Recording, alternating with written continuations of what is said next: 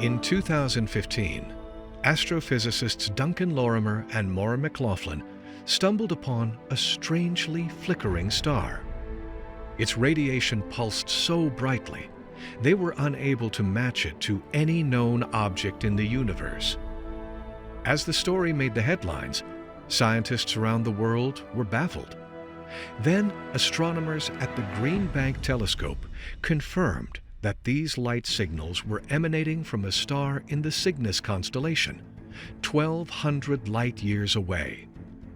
This fluctuating star was catalogued KIC 8462852 and named Tabby Star in honor of Tabitha Suzanne Boyajian, the first astronomer who wrote about it. Amongst the 100,000 stars that was dipping its light, or flux as they call it, periodically. Now this is something which happens if a planet moves in front of a star. You get a very slight dip in the amount of light that's reaching us. In this case, the dips were anything up to 22%. Now, if I can put this into perspective, if, let's say, Jupiter, the largest planet in our solar system, crosses in front of the Sun, if you were looking at it from afar, it would dip the light only about 1%. So something that was dipping the light anything up to 22% is going to be huge, massive, something that is totally different, something that we've not encountered before in astronomy. So what was going on? Since 2015, the answer to this question has garnered the attention of astronomers, scientists, and space enthusiasts alike, and a myriad of explanations have been offered, but none have been conclusive. What is really odd about this mystery is that, uncharacteristically, even the most staunch scientists have not discounted a popular hypothesis that the expansive object interrupting Tabby Star's brightness could be built by an advanced spacefaring civilization. Astoundingly, the BBC have even released a documentary advocating this theory. Could it really be true? Then in 2016, a new burst was detected. The distinctive pulse of radio waves released as the neutron stars collided and were destroyed, followed by nothing. Silence. The BBC have shown for the first time a documentary not just about this star, but the fact that it almost certainly has an ET vessel, alien megastructure around it.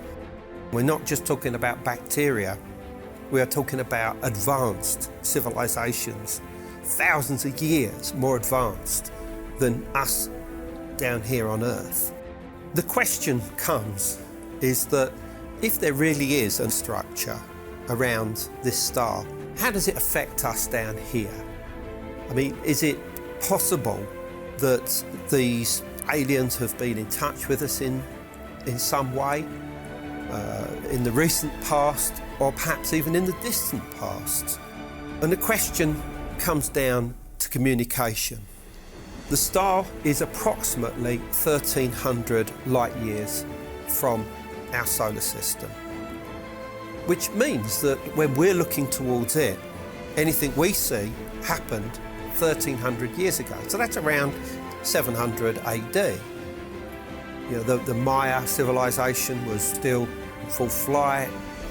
When they look at us, of course, they are also looking at that same time frame, around 700 AD. Linda Moulton Howe's theory suggests that the Mayan civilization was created in a hybridized program and then simply disappeared, possibly off-planet. Oddly enough, this connects to the same time frame with the Tabby Star. Could there be an ancient civilization that once lived on Earth, trying to connect with us? I will be sought out by some people who have worked for the CIA, NSA, DIA.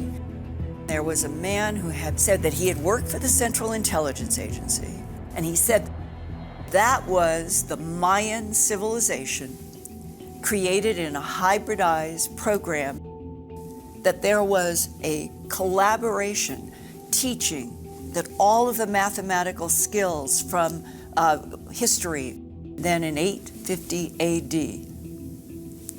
It wasn't drought. It wasn't human war. This man said to me, for reasons unknown, the Ebens came in 850 AD and they took the majority of their hybridized Mayans in a large craft and left Earth. Could the Mayan disappearance and the Tabby star anomaly be linked? Or could this mystery in the sky actually have a more ancient connection? An ancient connection that some believe taps into the codes of our planet. Those astronomers, they also said that these dips in the light could also be used to broadcast information, whether this information be binary, whether it be prime numbers, or some other form of attention-seeking information which a species like ourselves, humanity, could recognise as intelligent, as universal information. The work that I'm carrying out suggests that there is intelligence in the broadcasts, and that it may well be that it is giving us not just prime numbers or binary, but very specific mathematical formula. What I have determined is that there are certain cycles associated with the Kepler data. They are all interlinked and they all reflect certain key numbers. All of them are multiples of 11. Now, this may be just a very simple piece of information, but what's so interesting is that we find that this is associated with the most complex mathematical formula that we have down here on Earth. For instance, Pascal's triangle is made up of multiples of 11. It's like a pyramid of numbers, the first number being 1, the second number being 11, the third number being 121, the fourth number being 1331, 11 squared, 11 cubed, etc., etc. These are exactly the same numbers that are being broadcast from the KIC star right at this moment. This is where it gets weird, because the Great Pyramid is obviously one of the greatest enigmas of the ancient world. Certain researchers, certain colleagues have found within it certain key numbers that keep cropping up again and again. And those numbers are the exact numbers that are being broadcast by this star, KIC 8462852.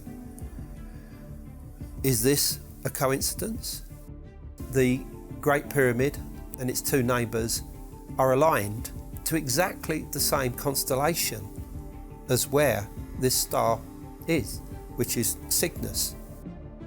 And yet, just 1,000 miles northeast, another megalithic site that is much older also points to the Cygnus constellation.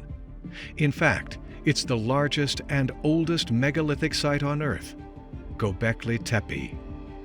Is it also a coincidence that the oldest complex of stone monuments in the world at Göbekli Tepe in southeast Turkey is also aligned to the constellation of Cygnus? Is it also a coincidence that in some of the oldest cave art around the world we find evidence of this same constellation represented by celestial birds, by birdmen, birds on poles that are pointed and directed towards this constellation?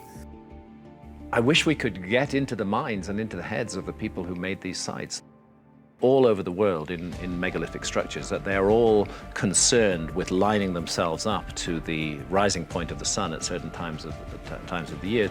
They're telling us something about our connection to the cosmos and our place on Earth. Could Göbekli Tepe, the oldest megalithic structure on the planet, be revealing a code that would connect us not only to this anomaly in the sky, but also to other ancient sites around the world? Translated into English, Göbekli Tepe means pot-bellied hill. In 1994, Klaus Schmidt, an archaeologist from Germany, began digging into this unnatural-looking bluff. A few feet below the surface, he discovered stone ruins. Further investigation revealed that this ancient formation in southern Turkey was 7,000 years older than Stonehenge, throwing into question much of what has been written in the history books. Klaus Schmidt dedicated his life's work to uncovering what might lie below the surface and continued to excavate until he, mysteriously, died in 2014. 95% of the ruins are still buried, and the true purpose of Göbekli Tepe and its relationship to the galaxy is still an unsolved mystery. Most archaeologists believe the site is about 13,000 years old, and they believe it existed for a couple of thousand years, and then it was deliberately buried. Now, as far as I'm concerned, it could date back much further than that, because there is evidence in Turkey that humans like us existed millions of years ago. Greg Braden points out that more evidence is being uncovered, pushing back the date of antiquity. Could Göbekli Tepe be even older? One of the consequences of global warming is that the ice on the poles has receded tremendously, including Antarctica, and the thickness of the ice as it is reduced allows greater visibility from Earth-penetrating radar, so we can see what's underneath the ice. But one of the surprises is that the satellite images are sending back now what appear to be large-scale, complex archaeological sites. So they're not small hunting villages and pit houses. These look like advanced technological civilizations that we're seeing underneath the ice. So as a scientist, I have to say one of two things happened. Either someone built these complex structures under the ice after it already formed, which is less likely, and the more likely scenario is that the structures existed and then the ice covered them. Right now, civilization, the date is being pushed back to 13,500 years. The last ice age ended 12,000 years ago. The historic context of civilizations going back 50, 60, 70,000 years along these 5,000-year cycles shows up in the mythology. Maybe the mythology is based on much more fact than we've been led to believe in the past, or we've been willing to embrace in the past. If indeed it could be older than mainstream scientists believe, then what could be its purpose? Göbekli Tepe is the oldest stone circle complex in the world. If you can imagine Stonehenge in England and transpose it onto the top of a mountaintop in southeast Turkey, and then multiply it by at least 20 times, and then cover the stones with beautiful carvings of animals and representations of abstract humans, and give them T-shaped tops, because that's what the stones have there. This is what Göbekli is. It was constructed at the very end of the last ice age, around 9,500 BC, and was in use for a period of around 1,500 years before it was abandoned about 8,000 BC. What's so interesting is that the oldest and the most accomplished of technologically advanced stone enclosures, and that alone gives us evidence of possibly a lost civilization. The fact is that Göbekli Tepe is in northern Mesopotamia. The area around Urfa and Haran and Göbekli Tepe, this is clearly the cradle of civilization. This is where the Anunnaki had their power base. I am on a trip with geologist Robert Schoch, who had his PhD in Yale University, and we are standing down inside of the excavation at Göbekli Tepe, surrounded by these 19-foot tall limestone pillars, each weighed up to 15 tons. And they're in rings. And in that process of standing there and talking about this is the most baffling place. It doesn't feel like anything that humans can understand. Robert Schoch said, I've been staring at these T structures and thinking about the old past and what could this have been built for? And he said, all of these limestone pillars have T tops. And he said, it reminds me of tuning forks. And he said, Linda, when you stand up at the top of the hill and you realize that Göbekli Tepe was built in a bowl, you're always looking down at the top of these big T-pillars unless you climb down into, and then you're among them. And he said, what if this whole place was built to resonate with certain frequencies by something above?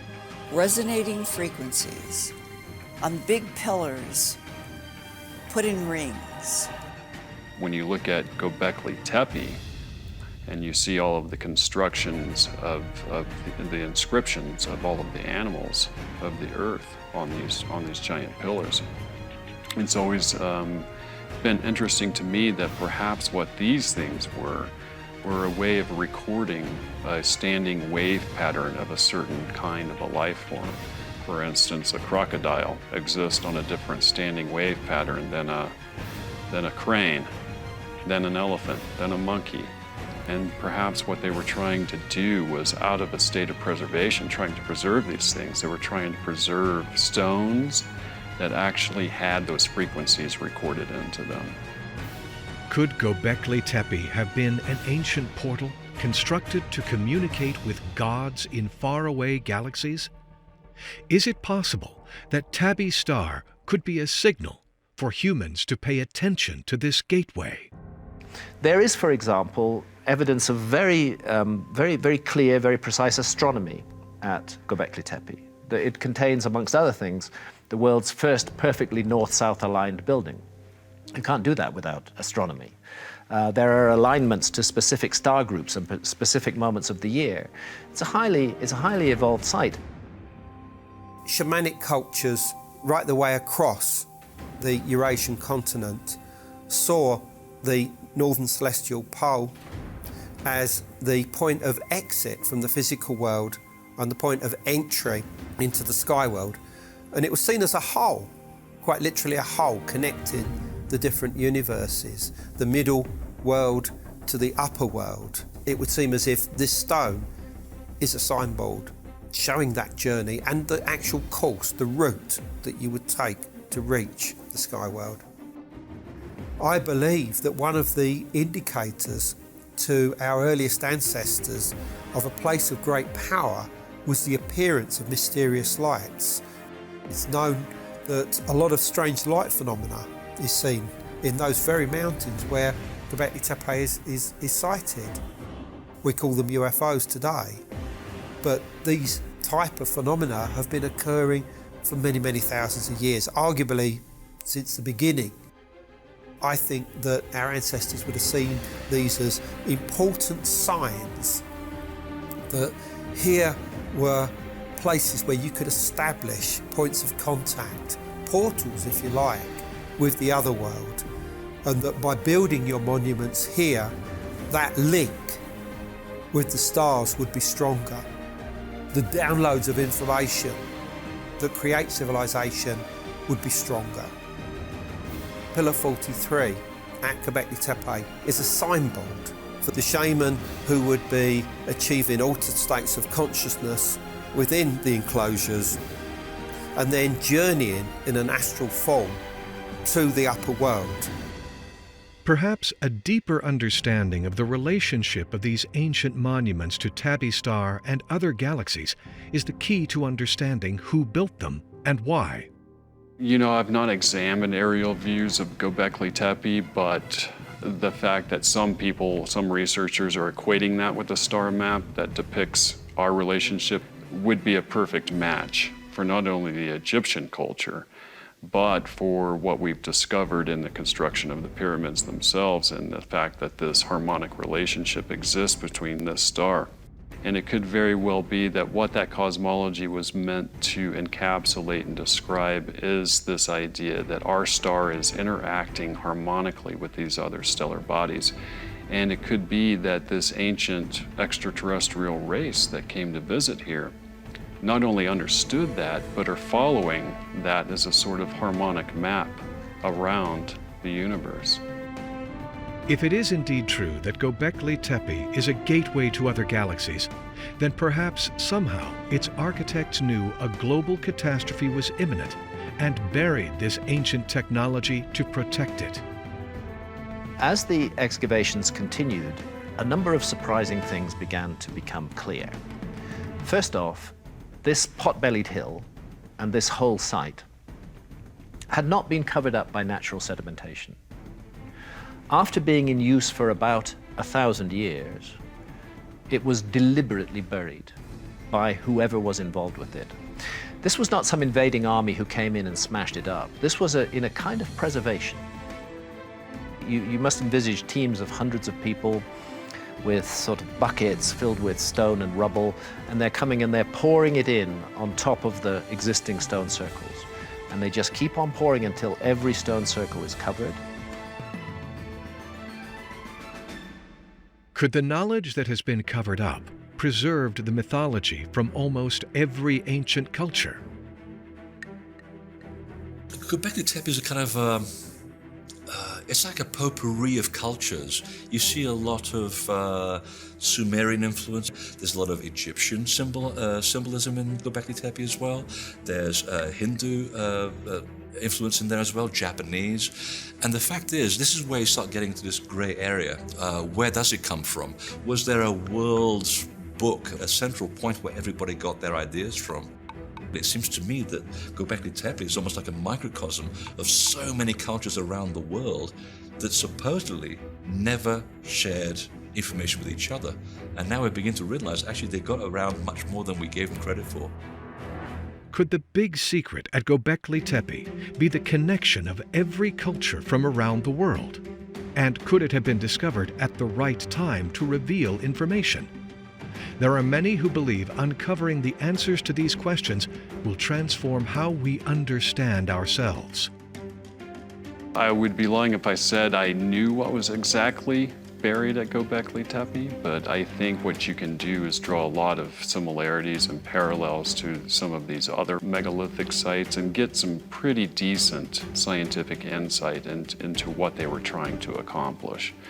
And what it looks like they were trying to accomplish is the preservation of this scientific knowledge, maybe at a time when there was just such global upheaval that the only way to preserve it was to bury it. Could very well be why they purposely buried the entire site. You're going to construct a megalithic site of that kind of grandeur and scale and put that kind of effort into it, and then you're going to turn around and just bury it. Why would any society do that? But whoever built Göbekli Tepe, the fact that they buried that very important 30 acres of these rings of all of these limestone columns meant something knew that something potentially destructive to the whole planet, and they didn't want Göbekli Tepe destroyed. But Göbekli Tepe survived until the 1990s. Although Göbekli Tepe's discovery in 1990 was groundbreaking, research has been problematic given the dangerous upheaval in the area and the knowledge that still stays buried. But perhaps the discovery of the Tabby star has become a beacon for knowledge still preserved at Göbekli Tepe, pointing us in a direction to uncover some human truths. I think it is our responsibility to preserve those records that are being destroyed in this cradle of civilization, in the Tigris-Euphrates, in Iraq, in Syria, in Turkey, because they are very intentionally being destroyed in some cases to wipe out the memory of these past civilizations for a number of reasons. Once they're gone forever. And I think it's very sad to see what's happening, and I think it's a wake-up call. We've taken for granted for so long the fact that these records are here and that they exist. We never really considered that they could be destroyed so easily. If they actually got the funding and got the effort and they excavated the rest of that 95% of that site, I'm pretty sure what it's going to do is answer a whole lot of mysteries about these other megalithic sites. And the reason why I say that is because here's a site that's completely preserved, as far as we know. It may be an actual perfect construction of the science that they were trying to save. And if that ends up being the case, then I think what you'll see is a resurgence all through humanity and a real effort to try to rediscover what it was that we're now missing, that we are a species living with amnesia of what this science was. And it's simply because we've had such a turbulent history as a species, war after cataclysm after cataclysm, the Library of Alexandria being burned. All of those things mean that we've lost more knowledge maybe than we even possess right now. And a lot of that knowledge, when you really begin to study these ancient sites, can be regained. And I'm hoping that's what takes place with Göbekli Tepe. We've got a lot of mysterious cities built out of stone around the world, but that kind of structure, and only 5% of it has been excavated, means that below that is such a massive amount to be found. I think Göbekli Tepe has many more secrets to reveal. The astronomy of the site is something that a number of researchers are beginning to look into, and I think that's going to be one of the keys to help us understand what was going on at Göbekli Tepe. But there's nothing to beat plain old-fashioned excavation, and that site needs to be dug up. I feel that Göbekli Tepe is potentially so important for unraveling the origins of our present civilizations that we really need to expose the whole site and understand absolutely what's going on there. It may change many things about how we view ourselves and our past. There's something more beyond that, that some part of us comes from the stars themselves, and that at the point of incarnation, that something, we call it the soul or the spirit, embodies within flesh and blood and exists, and that this gives us this connection to the stars, that the soul or spirit actually comes from an extraterrestrial or a starry source. What else lies buried inside the pot-bellied grounds at Göbekli Tepe? Are there more secrets about the true origins of mankind to be unearthed? Are we being prompted by the communication with Tabby Star to dig deeper and connect with these ancient sites? Could there be some kind of code that interlocks celestial locations with monuments on Earth? Would it be possible Göbekli Tepe could be the ultimate smoking gun when it comes to connecting these ancient monuments across the globe and the truth on why they exist? And could it reveal a message that helps us understand our current civilization and how to continue humanity on this planet? Researchers continue to gather data, but the answer may still lie buried beneath the dirt. As the unraveling of these mysteries continue, some interesting evidence begins to emerge from some unusual locations. One such place has one of the largest stones carved by human hands at 1,650 tons. Baalbek is one of the big enigmas of which there is very little answers. We're talking about a huge complex. Around the Temple of Jupiter, there used to be 54 columns. 54, what's the significance of that? Could this number sequence help reveal a code at Baalbek? And is it possible it could be more evidence of an ancient message? Stay tuned for the next season of Ancient Civilizations, where we dive deeper to unravel the code of humanity.